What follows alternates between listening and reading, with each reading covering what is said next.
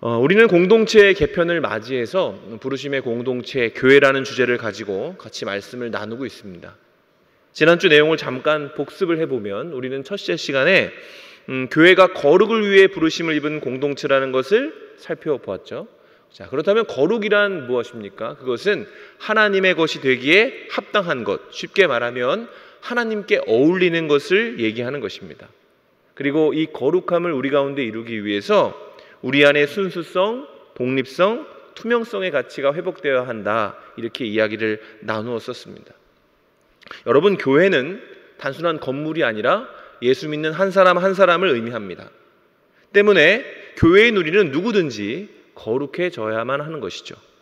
적어도 교회라는 이름으로 불린다면 최소한 거룩해지기 위해서 발버둥 치는 모습 정도는 있어야 합니다. 교회를 다니면 좋은 사람도 만나고요, 재미있는 이야기들도 나눌 기회가 많이 있겠지만 그 교제와 나눔 또한 궁극적으로는 하나님의 것이기 때문에 우리는 그 교제와 나눔 가운데 하나님의 거룩하심을 이루기 위해서 기도하고 발버둥 쳐야 한다, 이런 부분들을 나누었습니다. 바라기는 저와 여러분이 함께하는 이 공동체가 그런 교회로 잘 지어져서 하나님의 기쁨이 되고 세상을 위로하는 은혜의 공동체가 되기를 주님의 이름으로 축원합니다. 오늘은 그 두 번째 시간, 부르심의 교회, 부르심의 공동체 교회라는 주제 가운데 두 번째로 갱신이라는 것을 살펴볼 차례입니다. 여러분, 갱신이란 무엇일까요? 이 갱신이라는 단어를 사전에서 찾아보면 이런 뜻이 붙어 있습니다. 이미 있던 것을 새롭게 고쳐서 새롭게 함. 좀 뜻풀이가 어렵죠. 이 단어를 기독교 용어 사전에서 찾아보면 좀 더 구체적으로 그 뜻이 나열되어 있는 것을 볼 수가 있는데요, 그 뜻이 이렇습니다. 다시 새로워지거나 새롭게 되는 일, 이 새로움은 늘 하나님 중심이어야 하며 그 기준은 항상 하나님의 말씀이 되어야 한다. 그러면서 이런 말씀이 붙어 있습니다. 고린도후서 4장 16절, 우리 같이 한번 읽어보도록 하겠습니다. 고린도후서 4장 16절입니다. 시작. 그러므로 우리가 낙심하지 아니하노니 우리의 겉사람은 낡아지나 우리의 속사람은 날로 새로워진다. 자, 이 말씀에 우리가 낙심한다라고 얘기가 되어져 있죠. 근데 왜 사람이 낙심을 할까요? 그것은 인간의 실존이 매우 절망적이기 때문에 그렇습니다. 하나님의 은혜가 아니면 모든 사람은 낙심 가운데 살 수밖에 없는 그런 존재예요. 왜냐하면 성경은 인간이 죄인이고 그 죄의 결과로 죽음을 향하고 있는 존재, 이렇게 이야기를 하고 있기 때문에 그렇습니다. 그러니까 성경의 정의를 따르자면 인간은 살아있어도 죽어가는 존재, 이렇게 정의를 할 수가 있겠습니다. 아무리 아름답고 탁월하고 훌륭한 사람이라고 할지라도 세월을 이기는 장사는 없다고 하잖아요. 시간이 지나가면서 그는 낡아지고 점점 허물어져 갈 수밖에 없는 것이죠. 그런데 진짜 문제는 이 비극적 운명에 의해 영향을 받는 것이 비단 내 인생뿐만이 아니라 인간이 만들어내는 조직, 인간이 만들어내는 철학에도 그대로 적용이 된다라는 것입니다. 여러분, 그리스 신화 가운데 마이다스 왕의 이야기를 아마 다 아실 겁니다. 그 사람이 소원을 구했죠. 내 손에 닿는 것은 다 금이 되게 해달라고. 신이 그 소원을 이루어줬는데 어떻게 되었습니까? 마이다스가 손에 닿는 것마다 금이 되니까 먹을 수도 없고 사랑하는 사람을 안을 수도 없고 그 어떤 것도 추구할 수 없는 존재가 되어서 절망 가운데 살게 되었다, 이런 이야기입니다. 여러분, 우리의 형편 또한 이 마이다스와 비슷합니다. 아니, 어쩌면 마이다스보다 더 못할 수도 있어요. 왜냐하면 마이다스는 그래도 금이라도 만들었지 우리는 만지는 것을 부패하고 쇠락하게 만드는 존재이기 때문에 그렇습니다. 여러분, 우리 내면에 끓고 있는 욕심과 이기심은 아주 맹렬한 전염력을 가지고 있습니다. 그래서 우리의 마음대로 무언가를 만지기 시작하면 그 어떤 것도 결국은 부패하고 부식될 수밖에 없는 존재예요. 심지어 교회라고 해도 말입니다.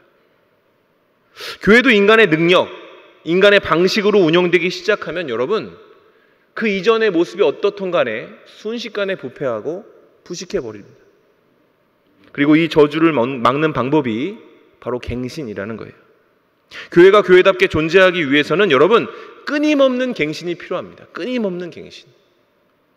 그 갱신은 하나님을 중심에 올리고 그분의 말씀을 기준으로 삼는 성실함을 통해 구현되는 것이고, 성도의 삶은 과거의 영광이나 오늘의 형편이 아니라 미래의 소망에 닿아 있을 때 갱신을 꿈꿀 수 있게 되는 것입니다. 이제 오늘 말씀을 통해 그럼 우리가 추구해야 할 온전한 갱신이 일어날 때 우리 가운데 어떤 현상이 일어날지, 그리고 이러한 갱신을 이뤄내기 위해서 우리가 어떤 것을 해내야 되는지를 한번 같이 살펴봤으면 좋겠습니다. 자, 교회가 온전하게 갱신되어질 때 우리 가운데 일어나는 현상, 그 첫 번째는요, 명성의 회복이 있습니다. 명성의 회복. 오늘 말씀 43절입니다. 같이 읽어보겠습니다. 시작. 사람마다 두려워하는데 사도들로 말미암아 기사와 표적이 많이 나타나니. 자, 오늘 우리가 읽은 사도행전 2장은 오순절 성령 강림 이후에 세상이 느꼈던 교회의 첫인상에 대해서 이야기를 하고 있는 것입니다. 근데 그 첫인상이 놀랍게도 뭐예요? 두려움입니다.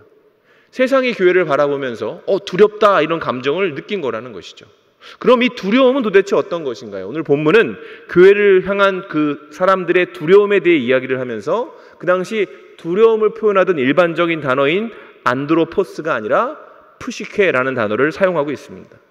푸시케는 직역하면 영혼인데, 이런 맥락에서 볼 때 세상이 교회를 바라보면서 느꼈던 그 두려움은 어떤 육적인 두려움을 얘기하는 것이 아니라 영적인 두려움이었다는 것을 우리는 알게 됩니다. 신명기에 이와 비슷한 표현이 등장을 하는데요, 11장 25절을 같이 한번 읽어보겠습니다. 11장 25절입니다. 시작.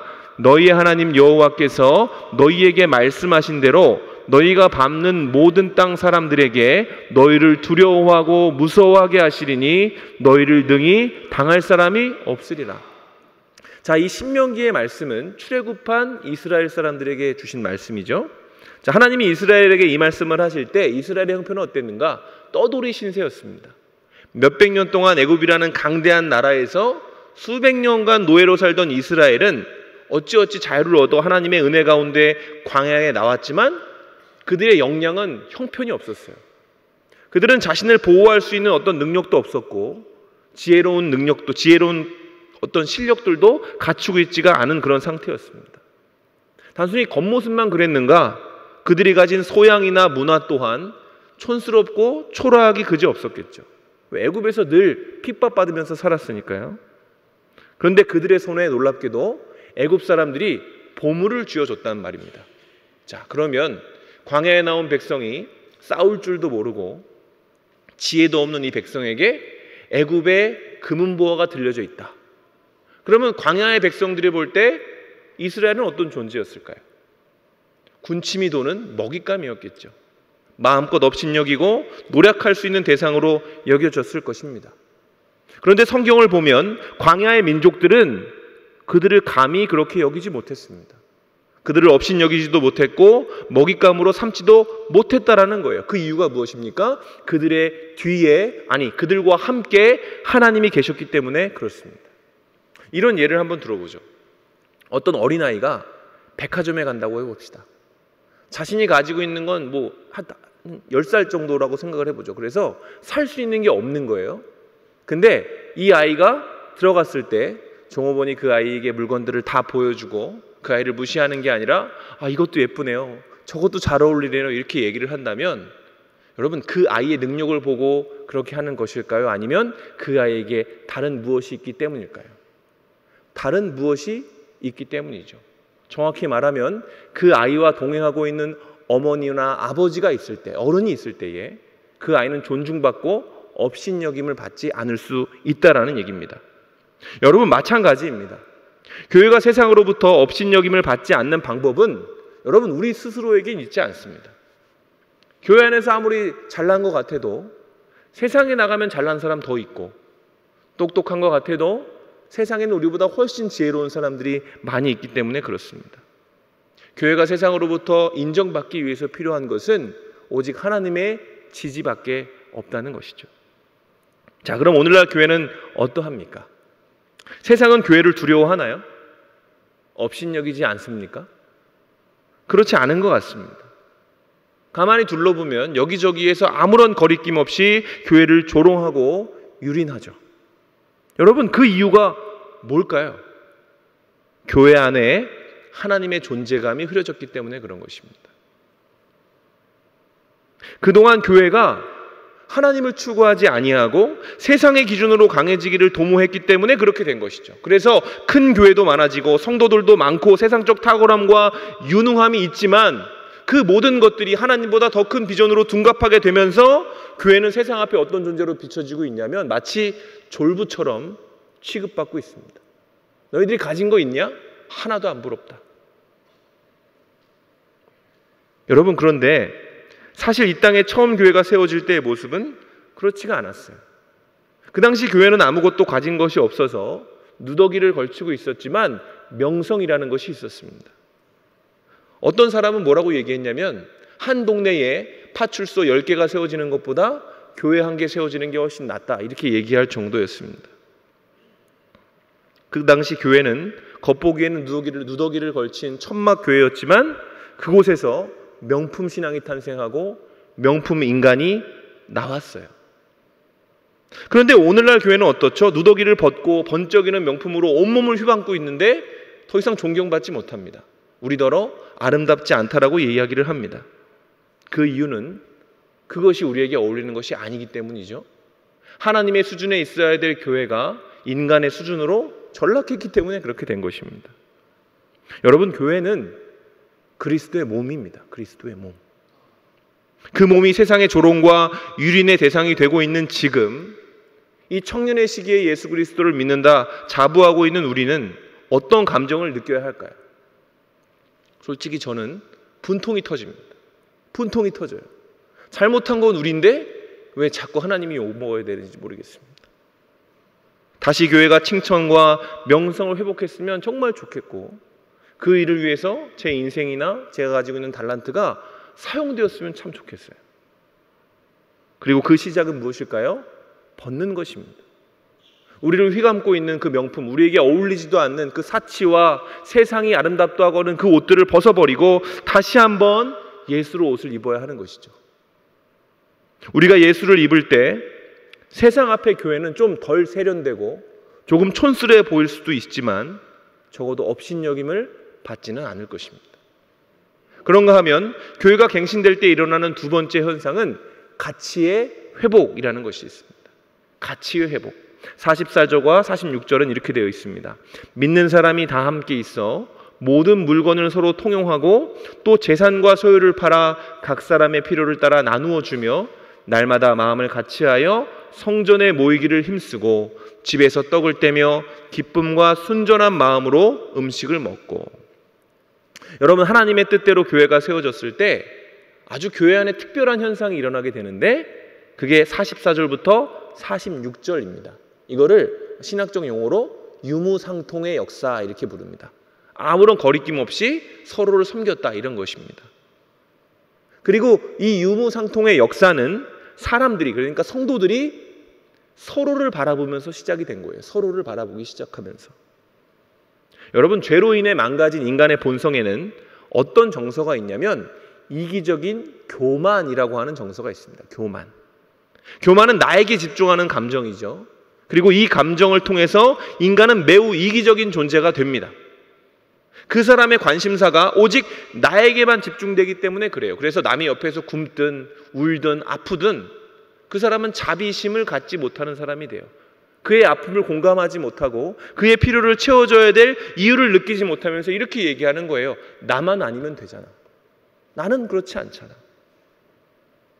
그리고 그런 이기적인 인간의 관심은 나를 좀 더 화려하고 나를 좀 더 주목받게 하고 내가 좀 더 인정받게 하기 위해서 모든 자원을 활용하게 됩니다. 남을 위해 쓸 것이 없어지는 거죠. 아니, 나 쓰기도 모든 것이 부족해지는 것입니다. 결국 이웃을 밀어내고 이용하는 것은 물론이고 아주 피곤한 도토리 키재기의 삶을 살게 만드는 거예요. 그 교만이라는 감정이. 그러나 복음은 이 도토리 키재기 같은 삶에 대해 정면으로 반박을 하고 있습니다. 마태복음 23장 11절 예수 그리스도의 말씀입니다. 우리 한 목소리로 읽어보겠습니다. 시작. 너희 중에 큰 자는 너희를 섬기는 자가 되어야 하리라. 자, 초대교회 가운데 일어난 이 유무상통의 역사는 새로운 가치관의 출현을 시사하는 것입니다. 나의 유익과 편리를 위해 살던 사람들이 어떻게 된 거예요? 이웃의 편리와 유익을 위해 자기의 자원을 활용하게 된 것입니다. 어떻게 그렇게 되었습니까? 그들의 마음속에 가치의 역전이 일어났기 때문에 그래요. 가치관이 변한 것입니다. 왜요? 그들의 마음 가운데 예수 그리스도의 마음이 자리 잡았기 때문에 그런 것이죠. 나를 위해 사는 삶이 아니라 내 이웃을 사랑하는 삶을 그들이 추구하게 된 겁니다.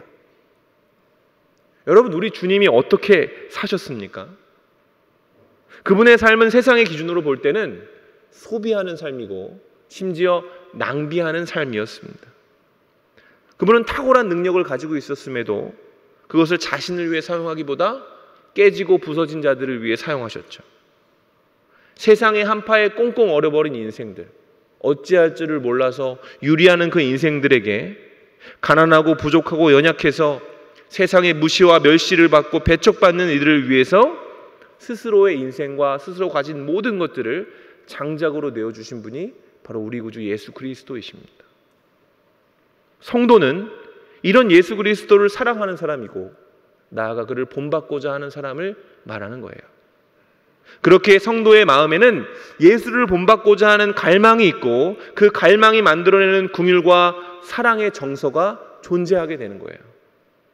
그리고 그 사랑과 긍휼의 정서는 내가 아닌 내 이웃을 보게 하는 겁니다. 그의 아픔과 그의 고통에 공명하게 만드는 것입니다. 여러분, 교회 안에 누가 큰 자입니까? 그럴듯해 보이는 사람일까요? 멋지고 잘나고 많이 가진 사람이 있으면 좋은 교회입니까? 그럼 강남 한복판에 있는 큰 교회일수록 좋은 교회이겠네요. 아니, 강남이 필요 없죠. 저 베버리 힐즈나 더 부자 동네에 교회가 딱 세워진다면 그 교회가 세계 최고의 교회가 되겠군요. 그렇지 않습니다, 여러분. 진정한 교회는, 진짜 좋은 교회는 더 많이 낮아지고 더 섬길 줄 아는 사람이 많은 교회입니다. 왜? 그런 자가 교회 안에서 큰 자이기 때문에 그렇습니다. 이 섬김을 위해 내가 아닌 이웃의 필요를 바라보고 공감할 줄 아는 사람이 많은 교회, 그래서 갱신된 교회에는 잘나고 탁월한 사람들을 위한 런웨이가 쫙 펼쳐져 있는 것이 아니라 가난하고 부족하고 연약한 이들을 데워줄 사람과 섬김의 장작 역할을 할 사람들이 많이 있기 마련입니다. 함께 울고 함께 웃어줄 수 있는 믿음의 동역자들이 주변을 둘러볼 때 너무나 많은 교회라면 그 교회야말로 좋은 교회가 될 수 있다라는 것이죠. 마지막으로 교회가 갱신될 때 일어나는 현상, 그 세 번째는요, 사명이 회복되는 현상이 일어납니다. 우리 47절을 같이 읽어보겠습니다. 자, 시작. 자비하며 칭송을 받으니 주께서 구원받는 사람을 날마다 더하게 하시니라. 자, 초대교회의 특징은 폭발적으로 성장을 했다는 겁니다. 베드로가 설교 한 번 했는데 3,000명이 회심할 정도로 초대교회의 부흥은 말로 형언할 수 없을 정도의 대부흥이었습니다. 그런데 이 확장에서 눈여겨봐야 할 부분이 있는데 그 부흥이 단순히 그냥 사람들이 많아진 게 아니라 뭐가 많아진 거예요? 구원받는 사람들이 더해졌다라고 이렇게 성경이 기록하고 있다는 것입니다. 여러분, 건강한 교회는 사람들이 많이 모이는 교회 아닙니다. 건강한 교회는 그 교회 안에 구원받는 사람들이 어떻게 되는 겁니까? 더해져야 하는 것입니다. 여러분, 구원이란 무엇입니까? 요한복음 1장 12절입니다. 영접하는 자 곧 그 이름을 믿는 자들에게는 하나님의 자녀가 되는 권세를 주셨으니 이는 혈통으로나 육종으로나 사람의 뜻으로 나지 아니하고 오직 하나님께로부터 난 자들이니라. 여러분, 구원은 예수를 믿음으로 말미암아 하나님의 자녀가 되는 사건을 얘기하는 거예요. 죄로 인해 죽을 수밖에 없는 그 죄인이 예수님을 마음에 영접함으로 감히 하나님의 양자가 되고 양녀가 되는 것입니다. 이 놀라운 사건은 오직 예수 그리스도를 믿음으로 영접하는 자에게만 일어나는 사건입니다. 오직 예수 그리스도를 통해서만 일어날 수 있습니다. 그리고 이 일을 위해서 예수의 이름을 전하고 말하는 것이 바로 교회가 존재하는 궁극적인 이유입니다. 교회는 예수님의 사역을 위임받은 공동체죠. 그 사역은 증인의 사역입니다. 예수님은 자신의 제자들에게 사마리아와 땅끝까지 나가서 당신의 증인이 되어야 한다고 말씀하셨어요. 그러니까 예수님의 증인이 되는 사역, 다시 말해 예수 그리스도께서 주이시고 살아계신 하나님의 아들이라는 그 놀라운 선포는 하나님의 뜻대로 갱신된 교회만이 감당할 수 있는 갱신된 교회의 사역이 된다는 것입니다. 이런 맥락에서 볼 때 교회는 그 어떤 공동체보다 목적이 선명한 공동체예요. 여러분, 교회가 이 땅에 존재하는 이유가 뭘까요? 어려운 사람들을 먹이고 입히기 위한 구제의 역할입니까? 아니면 사회의 어두운 부분, 왜곡된 부분을 정화하고 개혁하기 위한 그런 정치적 공동체일까요? 물론 교회 안엔 그런 목적도 존재할 수 있습니다. 그것도 교회가 할 일이 맞죠. 그러나 교회가 존재하는 본질적인 목적은요, 예수님을 말하기 위해서입니다. 예수 그리스도를 전하기 위해서입니다. 때문에 교회는 모일 때마다, 만나는 사람마다 예수님을 이야기해 주어야 합니다. 예수님이 이 땅에 오신 이유, 그분의 공생애와 죽음과 부활과 재림에 대해서 아주 진솔하고 성실하게 얘기해 줄 수 있어야 좋은 교회, 갱신된 교회라고 불릴 만한 교회라는 거예요. 그리고 건강한 교회는 부흥이 있습니다. 그러나 진정한 부흥은 그저 사람의 수가 더해지는 것이 아니라 여러분, 구원받는 사람의 수가 더해져야 하는 것입니다. 우리가 사람을 모으고자 한다면 여기 연예인 세우면 되겠죠. 뭔가 사람들이 좋아하는 프로그램을 만들고 그 사람들에게 뭔가를 퍼주면 사람들이 모이겠죠. 그러나 진정한 부흥은 그 사람의 모임 가운데 구원받는 자의 숫자가 늘어나야 하는 것입니다. 다시 말해 예수 그리스도를 나의 주, 나의 하나님이라고 고백할 수 있는 사람들의 숫자가 많아져야 한다는 것입니다. 사랑하는 여러분, 교회는 바로 여러분 한 사람 한 사람이죠. 여러분이 모이는 곳에 예수님의 이야기는 얼마나 있습니까? 여러분의 입술은 예수님을 전하는 것에 영점이 잘 잡혀 있습니까? 만일 우리의 모임 가운데 나의 이야기, 그의 이야기, 세상의 이야기는 넘치는데 예수의 이야기가 부족하다면 여러분, 그 사람은 갱신되어야 할 교회인 거예요. 그 모임이라 할지라도 갱신되어야 하는 것입니다. 그렇게 우리가 교회다운 교회가 되어야만 하나님은 우리에게 진정한 부흥, 구원받는 자의 숫자가 늘어나는 온전한 부흥을 우리에게 허락하실 수 있는 것입니다. 지금까지 우리는 교회가 갱신될 때 일어나는 현상 3가지를 살펴보았습니다. 교회가 갱신되면 어떤 일이 일어난다고요? 첫 번째, 교회는 존중받게 될 것입니다. 세상이 우리를 업수히 여기지 못할 것입니다. 우리를 두려워하고 우리를 존중할 것입니다. 두 번째, 교회가 갱신되면 교회는 새로운 가치관을 세상에 제시할 수 있어요. 이기적인 삶, 각자 도생의 삶이 아니라 함께하는 삶, 공동체로 함께 나아가는 삶을 제시할 수 있는 것입니다. 마지막으로 교회가 갱신되면 교회는 하나님의 도구가 되어서 구원의 통로로 많은 사람들을 하나님께 인도할 수 있게 되는 것이죠. 자, 그렇다면 이러한 갱신을 위해서 교회인 우리가 실제적으로 할 수 있는 일이 무엇인지 한번 살펴볼 차례입니다. 우리가 실제적으로 이 교회의 갱신을 위해서 무슨 일을 할 수 있을까요? 크게 2가지 정도를 살펴볼 수 있겠습니다.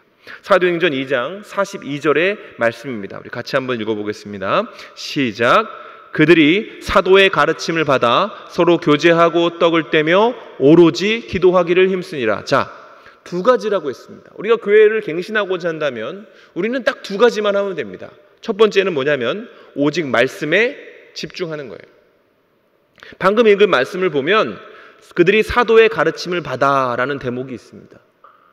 이 문장을 원어로 살펴보면 이 사도를 뜻하는 단어는 아포스톨론이라고 해서 복수로 쓰여져 있어요. 여러 명의 사도를 얘기하는 거죠.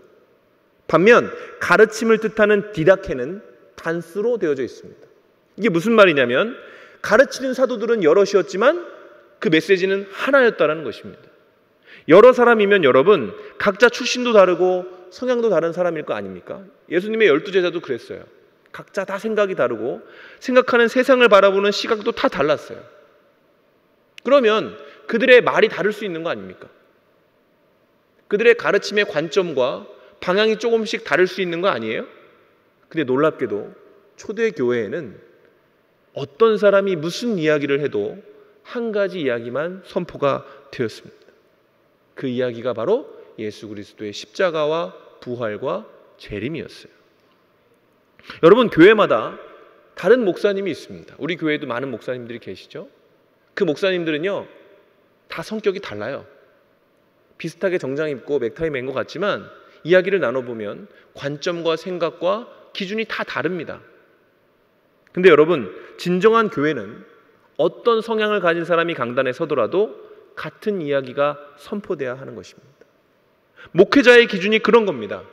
그가 살아온 환경과 신학이 다를 수는 있지만 그 어떤 사람이든 간에 하나님이 주신 말씀을 전해야 하는 것입니다. 다시 말해 예수 그리스도를 온전히 전해야만 그것이 교회인 거예요. 교회 흉내를 내도 그 메시지가 하나님의 말씀과 다르다면 그것은 이단이라고 부르는 것입니다. 여러분, 교회가 망가지는 가장 큰 이유가 뭘까요? 어떻게 하면 교회가 완전히 망가질 수 있을까요? 간단합니다. 강단이 무너지면 됩니다. 말씀이 무너지면 교회는 망가지는 거예요. 예수 그리스도의 십자가와 부활이 선포되어야 할 자리에서 세상의 성공에 대해서 이야기를 하고, 어떻게 하면 행복할지에 대해서 이야기를 나누고, 어떻게 하면 내 꿈을 이뤄낼 수 있는지, 어떻게 하면 하나님을 이용할 수 있는지가 선포되어지면 여러분, 교회는요 순식간에 무너집니다. 아무리 예전에 어떤 역사를 가지고 있던 간에 그냥 교회가 와르르 무너지는 거예요. 여러분, 교회가 사람 때문에 무너질 것 같습니까? 교회가 어떤 사건 때문에 망가질 것 같습니까? 그렇지 않습니다. 교회가 망가지는 것은 온전한 말씀이 선포되어지지 않으면 망하는 겁니다. 이 말을 역으로 생각하면요, 아무리 망가진 교회라도 온전한 메시지가 선포되면 어떻게 되는 겁니까? 회복될 수 있다는 거예요. 지금 망가진 것 같고 무너진 것 같아도 하나님의 말씀이 그들 가운데 임하면 회복될 수 있다. 에스겔서 37장에 보면 그렇지 않습니까? 마른 뼈의 환상. 에스겔 선지자가 활동할 당시가 어떤 당시예요? 바벨론에게 끌려간 이스라엘 백성이 완전히 짓이겨져서 아무것도 남지 않은 그런 상황이었어요. 그때 하나님이 에스겔 선지자를 부르셔서 마른 뼈의 환상을 보여주십니다. 그리고 물으시죠. 에스겔아, 이 뼈들이 다시 살아날 수 있겠느냐? 에스겔이 얼마나 위축되어 있냐면 전 모르겠습니다. 방법이 있을까요? 하나님 뭐라 그러십니까? 살아나게 하세요. 말씀으로 살아나게 하십니다. 말씀이 그 마른 뼈 가운데 임하니까 그 뼈가 근육이 붙고 생기를 얻어서 살아있는 군대가 되었다라고 성경이 이야기를 하고 있어요. 여러분, 이것이 말씀의 능력입니다. 여러분, 교회가 새로워지기 위해서 필요한 것은요, 말씀에 대한 갈망, 말씀에 대한 확신이에요. 이 회복은 비단 단순히 강단을 맡은 목사에게만 달려있는 것이 아니라 교회로 모인 여러분 한 사람 한 사람의 마음 가운데 말씀에 대한 갈증과 갈급함, 권위가 회복되어야 하는 것입니다. 여러분, 말씀을 사모하셔야 됩니다. 말씀을 읽고 쓰고 외우셔야 합니다. 그리고 그렇게 그 말씀이 여러분의 마음속에 들어갔을 때에 그 여러분의 철학과 이념, 취향과 개성에 따라 말씀이 변하는 것이 아니라 말씀이 여러분의 개성과 취향과 이념과 철학을 바꿔낼 수 있어야 하는 것입니다. 교회를 교회답게 하는 진정한 갱신은 이렇게 우리 가운데 말씀의 권위와 갈망이 회복되어질 때 일어날 수 있는 거예요. 그런가 하면 우리가 교회의 갱신을 위해 해야 할 수 있는 두 번째 일은 기도가 있습니다. 교회의 갱신을 위해 우리는 어떤 일을 해야 할 수 있을까요? 초대교회는요, 기도하는 공동체였습니다. 모이면 기도했습니다. 32절에 보면, 방금 읽은 32절에 보면 이 기도라는 단어를 오로지라는 단어가 받치고 있어요. 그러니까 단순히 그냥 기도한 게 아니라 그들의 모임의 목적이 기도였다라는 것입니다. 이것은 교회로 모인 그들의 활동 중심에 하나님이 있었다는 이야기고, 하나님의 도우심을 간구하는 자기 고백이 있었다는 얘기입니다. 하나님, 우리가 뭘 하겠습니까? 하나님의 도우심이 필요합니다. 하나님의 은혜가 필요합니다. 이런 생각들이 초대교회 가운데 있었다는 것이죠. 여러분, 기도는 뭐죠? 기도의 목적은 주기도문에 잘 드러납니다. 기도의 목적이 무엇입니까? 최종 목적. 뜻이 하늘에서 이루어진 것과 같이 땅에서도 이루어지는 것입니다. 그게 기도의 목적이에요. 그렇다면 하늘에 계신 하나님의 뜻이 땅에 속한 내 안에서 이루어지게 하려면 뭘 해야 됩니까? 죽어야 됩니다. 내가 죽어야 됩니다. 내가 가지고 있는 생각들이 죽어져야 됩니다. 하나님의 뜻이 내 안에 이루어지게 하지 못하는 내 뜻, 내 취향, 내 계획이 하나님의 은혜 가운데서 굴복되어야 하는 것이죠. 그래서 교회를 교회되게 하는 그 갱신의 기도는 모여서 속사포처럼 자기의 소원의 목록을 나열하는 것이 아니라, 내 소원의 목록들을 만들어서 나열하는 것이 아니라, 나의 한계와 죄를 고백하면서 나의 죄를 회개하고 통회하는 기도가 되어야 하는 것입니다. 여러분, 우리의 기도가 나의 소원과 나의 뜻을 관철하는 수준에서 발전해서 하나님의 뜻과 그분의 계획에 집중되어질 때, 여러분, 그 기도는 놀랍게도 우리를 회복시킬 수 있습니다. 우리의 교만, 우리의 욕심, 우리의 죄성을 죽이는 능력의 기도가 될 수 있다는 거예요. 그 기도는 하나님의 나라에서 하나님의 뜻이 이루어지는 것이 당연하듯이 이 땅에 속한 우리의 마음속에서 하나님의 뜻이 이루어지는 것을 자연스럽게 만들 것입니다. 우리가 뭐 때문에 가슴이 아파요? 하나님에 대해서 아는데 그 뜻대로 살지 못하는 것 때문에 고통스럽지 않습니까? 여러분, 우리가 온전하게 회개하고 자복하며 통회하며 하나님께 엎드린다면 그게 자연스러워질 거라고 성경이 얘기하고 있는 것입니다. 결론을 맺겠습니다. 우리는 새로운 시작을 목전에 두고 있습니다. 그리고 그 방향은 교회가 되는 것을 목적으로 합니다. 그러기 위해서 우리는 먼저 거룩해져야 할 것입니다. 하나님의 것이 되어야 하니까요. 그리고 거룩해지기 위해서 여러분, 우리는 우리 안에 쌓여있는 내 방식, 내 관점, 내 취향을 말씀과 기도로 갱신해야 하는 거예요. 새롭게 해야 되는 것입니다. 사람이 계획하고 사람이 세워나가는 교회는 낡아질 수밖에 없는 허약한 공동체입니다. 그러나 하나님의 말씀과 기도로 세워진 그분의 교회는, 갱신된 교회는 하나님의 말씀에 순종하고 그분의 뜻에 나를 맞추는 기도가 넘치는 은혜로운 공동체가 됩니다.